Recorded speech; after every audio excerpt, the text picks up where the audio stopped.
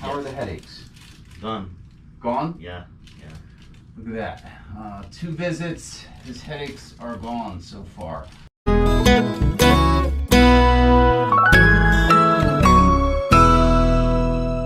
Hello everyone, Dr. Dave here with Synergy Wellness, Chiropractic and Physical Therapy in New York City too. We have Mohammed. Mohammed came in to see me. Can I talk about your condition? Yeah. Okay, so he came in, today is his 3rd visit. He came in to see me for costochondritis. But after we did the exam and I've questioned him and we've been speaking, we just found out, and we've done a lot of videos, by the way, on costochondritis. Talk about posture, forward posture, and how the ribs come out of place and get inflamed in here, okay? And it has a lot to do with the mid-back and between the shoulder blades and the chest and the ribs, they're connected. But after talking to him today a little bit, he started to explain some other symptoms that he had. And we picked up on it, and it turns out he has a hiatal hernia, right? And you said that nobody had ever diagnosed that, or? Yes, they diagnosed it, but they said it wasn't that severe. So he didn't think to bring that up to me because I'm a chiropractor. Why would I treat a hiatal hernia, right? Surgeons treat hiatal hernias. Well, yes, surgeons do, but that is not the preferred route. There are alternative methods, and there's a reason why he has an occasional hiatal hernia issue. He gets some acid reflux, but it's connected with the costochondritis, the forward kind of thoracic posture, the hump, the dowager's hump, the tightness in the mid-back creates inflammation in the chest area, which is causing the costochondritis. But now he's telling me from time to time he gets hiatal hernia and acid reflux. And the reason for that is because of his posture being forward. What that does is it pulls the diaphragm down and in. And in the diaphragm, there's a hole right to the left of the center. So when you feel your ribs come to a point right here, just slightly to the left of that, an inch, not even an inch. Right under there, under the diaphragm there is a hole called the hiatus. And the stomach goes through that. And there's a flap that prevents acid from coming up and, you know, into the esophagus where you get acid reflux. So what happens with a hiatal hernia, oftentimes people will have stomach pain after eating, but not always just after eating, and then also sometimes rib pain, like in the lower ribs right here in the front. And they get like a lot of burping after eating, or they'll get acid reflux. Hiccups, yep, hiccups is another one. So if you're suffering from that, some stomach pain right in the center or just slightly to the left under the lower rib cage here, or just general stomach pain with burping, with hiccups, and with acid reflux, then there is a very, very good chance that you have a hiatal hernia. You could go and get an endoscopy to rule that out or to definitively diagnose it. But we already know he has one. He just didn't tell me, and I just picked up on it after asking more questions. That's why, from a doctor's standpoint, a history is so important. It's everything. If you don't take a good history and you don't keep asking questions, patients don't automatically tell you these things. They don't necessarily think that the acid reflux is connected to another condition that he has, okay? So again, poor posture, dowager's hump, bent over posture, drops the diaphragm down, pushes the stomach up through the hiatus and through the hole, and then you almost have like a double stomach, like a pocket above the diaphragm, and that causes the sphincter not to be able to close, and again, acid coming up. Also, what can happen is it can pinch the vagus nerve, and the vagus nerve is responsible for stimulating the secretion of hydrochloric acid, stomach acids, to break down foods. And it can either excite, if there's pressure on that vagus nerve, it can either create too much acid or not enough. Okay, we don't really know. It can inhibit it or excite the nerve.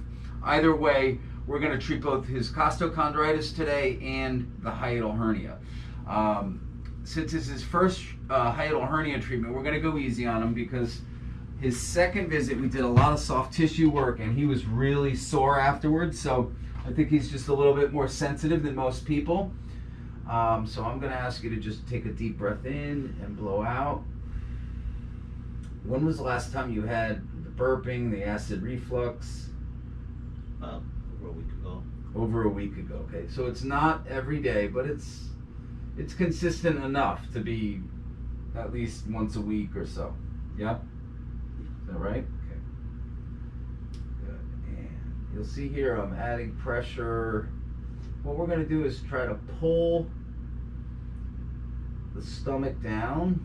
There's also a ligament that attaches, and that ligament is attached to the anterior part of the spine. And there's another connection between the spine, the posture, and hiatal hernia. Good. And we just sort of do like a scooping motion in here.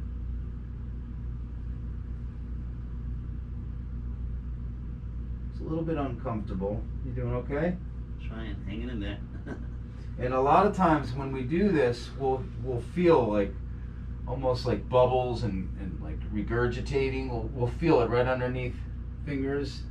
We haven't felt that yet with him here, but deep breath in and out.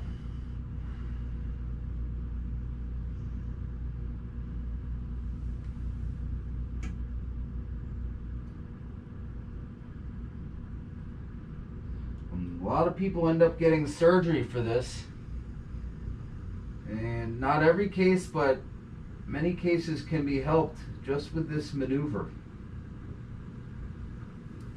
Okay, you okay? Yeah. All right, now that we heated up your back for 10-15 minutes, I'm sure it's nice and warm. We're gonna have you sit up and turn over on your stomach.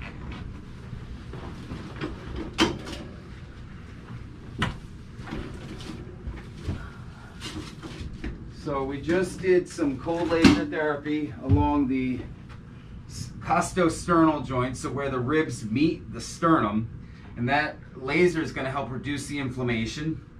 And today we're going to loosen up just the back muscles here. It's much better than it was. I'll tell you that. In 2 visits, I could feel the difference. Yes. It's not as tight.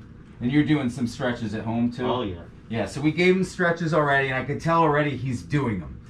I know when you're doing your stretches, you can't fool me. Okay, so we're gonna just go right here, okay?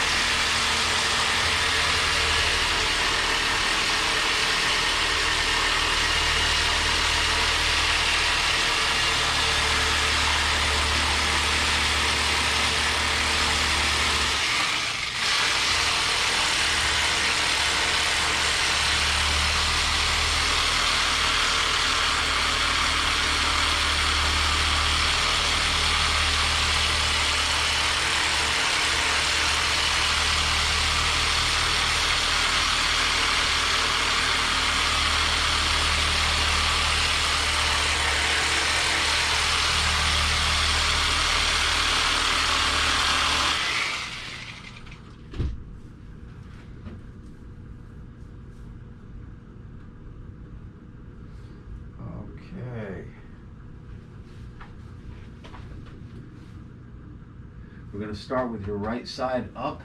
So lay on your left side. On the left side. Mm-hmm.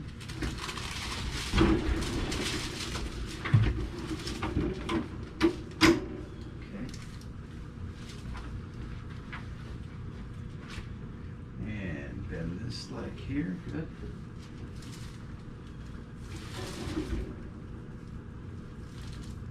And take a deep breath in. All the way out.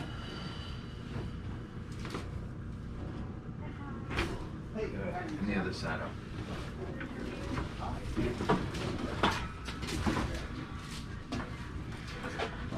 Okay. Take another deep breath in. And blow all the way out. And again, deep breath in. I'm going to open this leg up. I got you. Okay. And blow all the way out. Good. Now I'm going to have you lay on your stomach.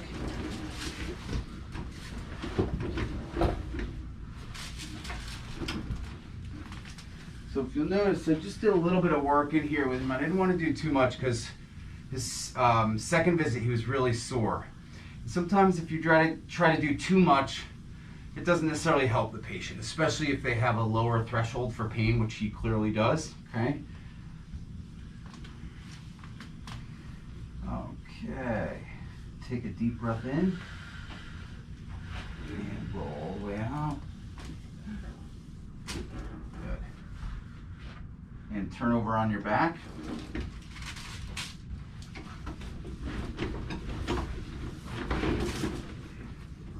Slide down just a little bit for me.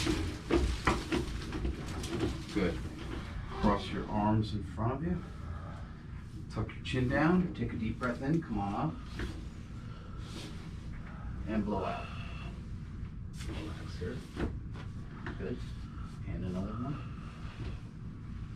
Relax. Head back. Good. Was that easier this time? Yes. Yeah. The first time we adjusted you, it was really stiff and fixated.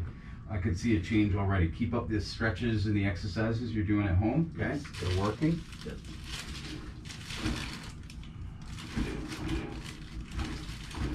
Now the other thing you were complaining of was headaches. How are the headaches?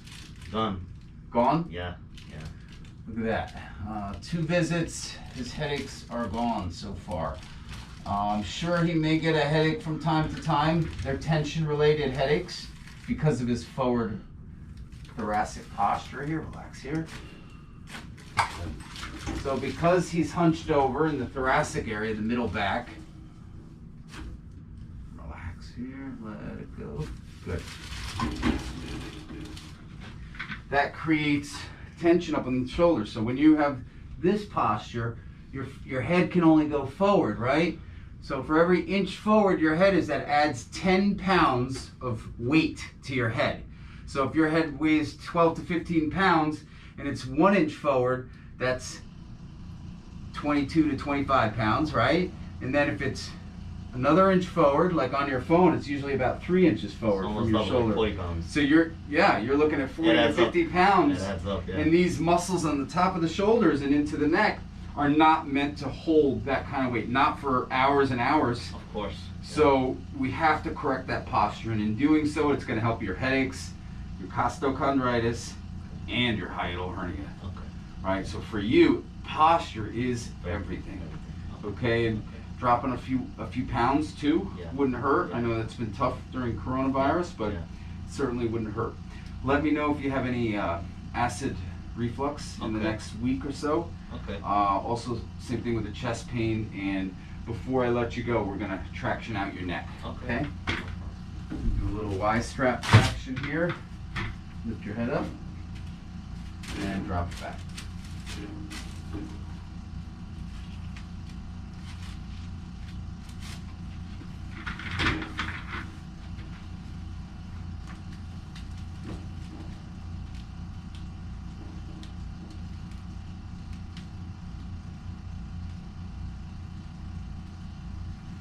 So right now the options for a hiatal hernia are not good. There really are no options other than surgery. And then putting you on Prilosec or an acid reflux medication. And the options are awful, really. So oftentimes people come in and see us because they've either seen videos or they've heard about a hiatal hernia maneuver done by chiropractors typically. Sometimes you can get a massage therapist that knows what they're doing and be able to perform the maneuver effectively for you. How are we doing there, okay? Good.